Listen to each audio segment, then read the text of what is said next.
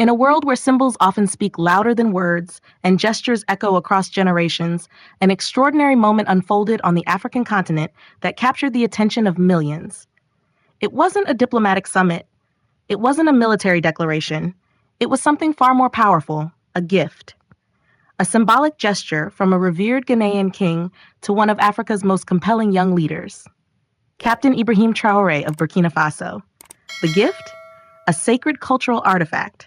The message? Simple but potent. Protect this legacy. What does this mean?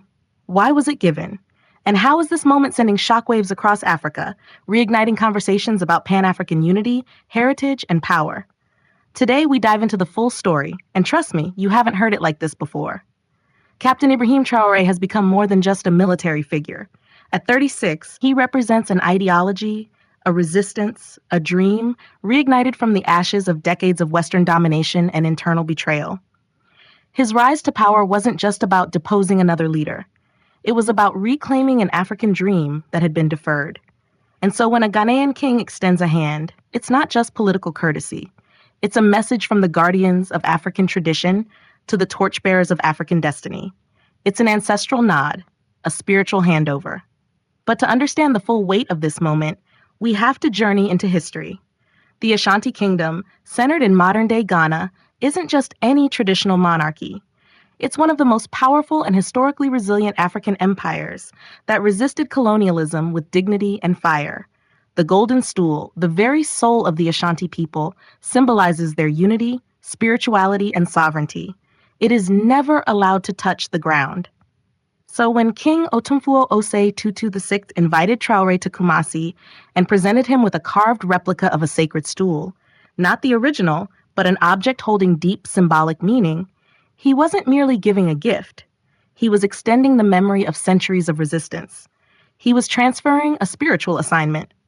"You are not just a soldier," the king reportedly said. "You are a custodian. What you build now will either liberate or destroy the generations after you. Protect this legacy."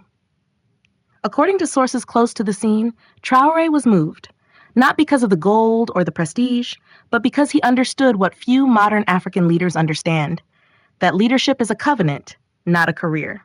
It's a spiritual responsibility to guard the people, protect the heritage, and advance the dream.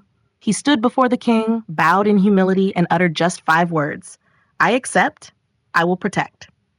Those 5 words would trend across social media platforms. In Ghana, in Burkina Faso, in Nigeria, in Kenya. Hashtags like Protect the Legacy, Africa Rising, and Traore Vision flooded the digital space. But what does protecting the legacy look like in real terms?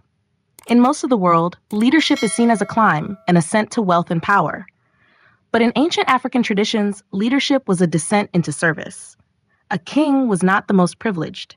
He was the most responsible. That's the worldview Traoré inherited from the message behind the gift. This moment pushes us to rethink how African leadership should look. Should our leaders dine in European capitals while our people starve? Or should they eat what we eat, live where we live, walk where we walk? Traoré has been known to drive without escorts, to wear fatigues instead of suits, and to prioritize local security over foreign alliances. To some, this seems radical.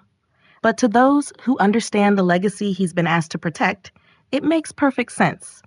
Now let's take a step back. A Ghanaian monarch gives a symbolic gift to a Burkinabe military leader.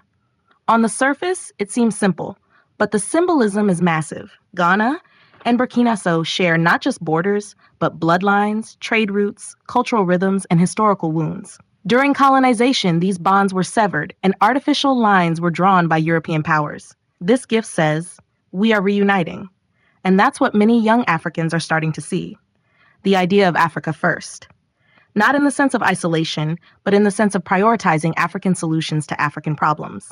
African intelligence, African spirituality, African innovation. So what exactly was this gift? Reports say it was a stool carved from sacred wood, inlaid with gold symbols representing unity, strength, and ancestral guidance.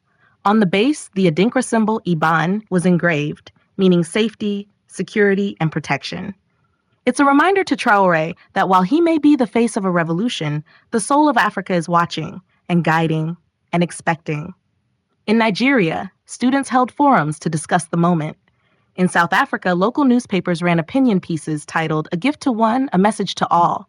Even in the diaspora, especially among Pan-African communities in London and Atlanta, people gathered to talk about how African tradition can inform African futures. This is what we need more of, said Dr. Ama, an African historian based in Senegal. Not just military might, but spiritual alignment. After the gift, something started. A movement.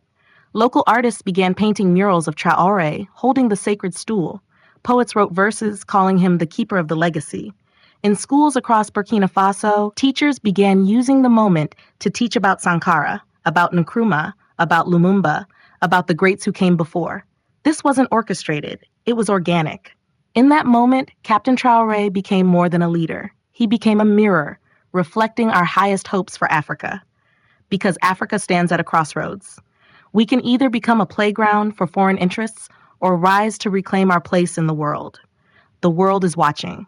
The West is uncomfortable. They preferred African leaders who smiled while signing away resources, who danced to foreign tunes.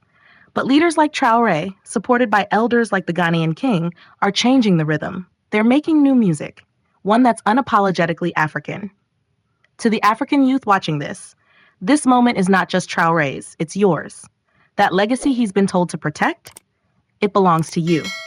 It's in your language, your art, your hustle, your dreams. Protect it, build on it, amplify it. Because someday, someone will stand before you and ask, did you protect the legacy? Let your answer be a resounding yes.